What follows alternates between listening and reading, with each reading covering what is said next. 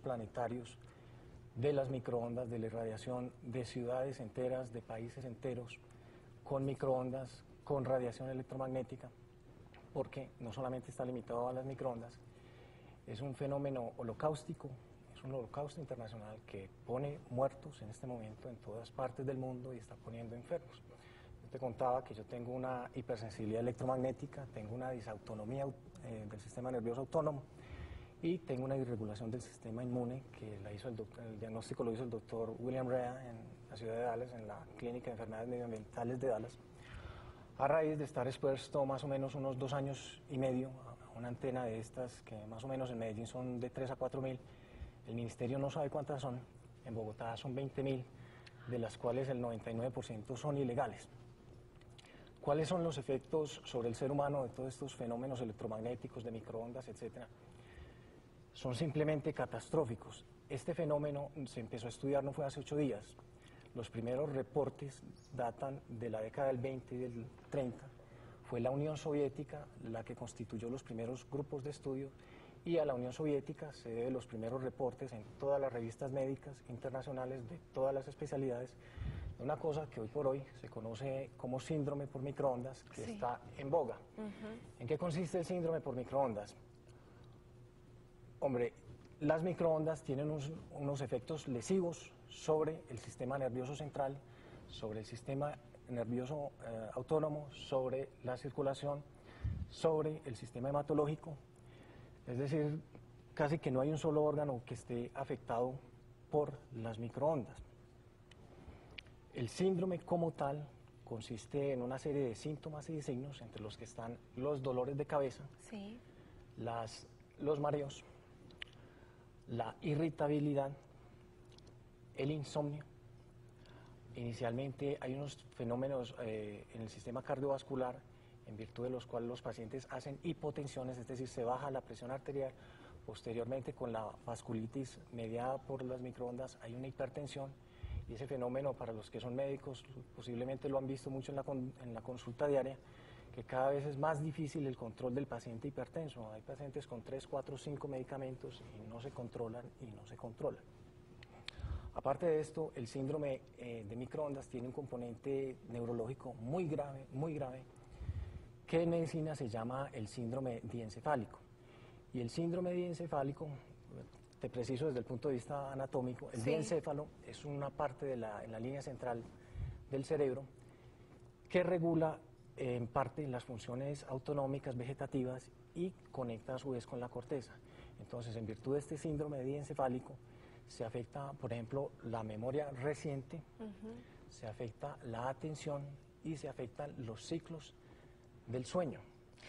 Doctor, y es que todos esos, digamos, síntomas que usted ha mencionado son los que oye uno permanentemente que sufre la gente. No duermo bien, la disautonomía, como usted decía ahora, es una palabra que está sonando muchísimo, todo lo que nos habla de la parte cardiovascular. Mejor dicho, oímos permanentemente hablar de toda esta sintomatología y estas enfermedades y no sabemos que se pueden deber en gran parte a este tema del cual estamos hablando hoy. Claro, Diana, y es decir, la situación es más grave en la medida en que en ninguna facultad de medicina del país, ni en sus pregrados, ni en sus posgrados o sus especializaciones, se enseña absolutamente nada sobre los efectos del electromagnetismo, ni de la radiación de radiofrecuencias, de microondas, por ningún lado. Mira, yo te cuento de manera anecdótica.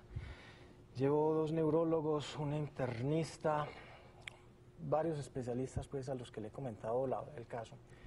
Y casi todos cuando llego me reciben en actitud de sorna, de burla, pero como esto no me lo inventé yo y la documentación data del 1920, yo tengo un cerrado así de tal vez 1.500, 2.000 publicaciones en todas las especialidades sobre los daños objetivos. No sabe, no hay especialista en Colombia para eso. Que conozca sobre este tema y que le preste, digamos, la atención y la seriedad que se merece.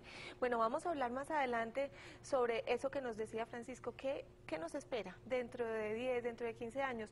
¿Y qué les espera a los niños? Que incluso vemos hoy en día, Gustavo, a niños que manejan celular desde muy pequeños y están expuestos a toda esta radiación y a todos estos efectos microondas, como se llaman, pues desde muy pequeños. Pero antes vamos a recibir una llamada que tenemos de Diego Tavares, que nos llama desde Robledo, y luego vamos a ver una nota que nos amplía la información de nuestro programa de hoy. Diego, bienvenido, muchas gracias por llamar. Buenas tardes, mi pregunta es para el médico. Es que por acá, por el sector donde yo vivo, hay una antena de repetición de radio. Sí. Es para ver cómo puede afectar eso en mi salud, pues, nerviosa a nivel cerebral. ¿Es cerca de su casa? Bien, sí, cerquita de su cerca. casa. Sí. ¿Usted ha sentido ya algo? ¿Se siente extraño, diferente? ¿Siente algunos síntomas que le parezcan? Sí, digamos... pues me siento como raro, como a nivel neuronal, más que todo. Sí. ¿A qué se refiere? ¿Como a la memoria, la atención? Sí, más que todo la atención, sí. Como el recibimiento de las ondas de las otras personas, como ha afectado eso, como a nivel cerebral, claro de las neuronas como receptivas de las ondas sonoras. Claro que sí, Diego. Bueno, muchas gracias por su llamada. Antes de que le respondamos, vamos a ver una nota que amplía nuestro tema y luego pasamos a responderle su pregunta. Veamos entonces este BTR que tenemos preparado. A la clínica los casos llegan de diversa manera, fundamentalmente por rastreo de prensa escrita. Sin embargo, las conexiones, pues, es decir, que la clínica esté adscrita a la Facultad de Derecho, el Centro de Investigaciones, establece ciertas relaciones con el consultorio jurídico, como servicio que ofrece la facultad. Entonces una persona llega al consultorio y se encuentra que su causa no puede ser tramitada por el consultorio directamente por la envergadura, por la cuantía, en fin, o porque escapa a las posibilidades del practicante, puede dirigirse a la clínica.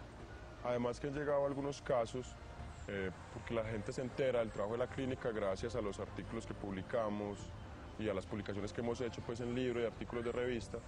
Entonces se acercan directamente. Consideramos que es necesario, antes que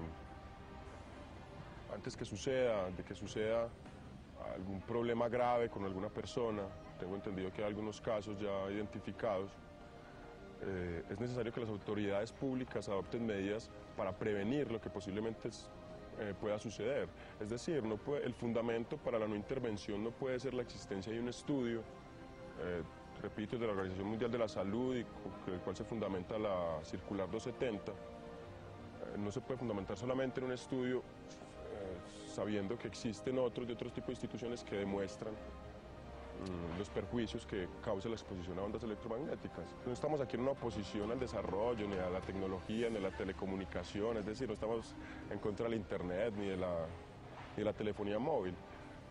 Estamos afirmando que es necesario que existan políticas públicas claras dentro de los planes de ordenamiento territorial, es decir, desde lo municipal, respecto a la ubicación de este tipo de antenas. El principio de precaución es un principio de derecho internacional ambiental, es decir, es adoptado por las legislaciones internas de los países en virtud de instrumentos internacionales de protección ambiental. En Colombia no hay claridad al respecto, pero uno puede encontrar en ordenamientos jurídicos extranjeros quizás algunas decisiones judiciales que sirven de apoyo para este tipo de asuntos. Particularmente en España el tema ha estado muy en boga.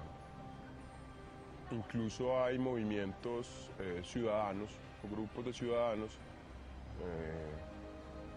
tendientes a dar solución a este problema. En Italia existe una ley que establece parámetros claros para la instalación de este tipo de antenas.